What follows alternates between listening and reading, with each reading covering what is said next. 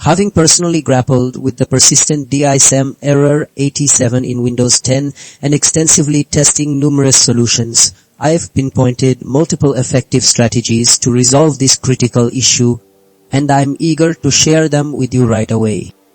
Our first approach tackles the most common culprits: incorrect command syntax or insufficient administrative privileges. The parameter is incorrect message often directly points to a mistyped command or missing elevation, so verifying exact syntax and running as administrator ensures the DISM tool receives valid instructions and has the necessary permissions to execute system-level changes. Next, we leverage the System File Checker or SFC, which scans and repairs corrupted Windows system files. DISM Error 87 can sometimes be a symptom of underlying file corruption, so running SFC first establishes a clean baseline. Following this, DISM's Restore Health command can then more effectively repair the component store, which is where DISM pulls its repair files from.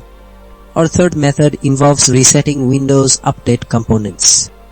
The DISM tool heavily relies on the Windows Update infrastructure to fetch necessary repair files. If these services are corrupted or stuck, DISM cannot function correctly. By stopping, renaming, and restarting these services, we essentially clear out any stale or corrupt update caches, allowing DISM to connect cleanly and download what it needs.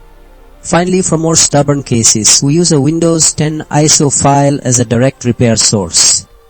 This method provides DISM with an uncorrupted, local source of system files, bypassing any potential issues with online update servers or a severely damaged local component store.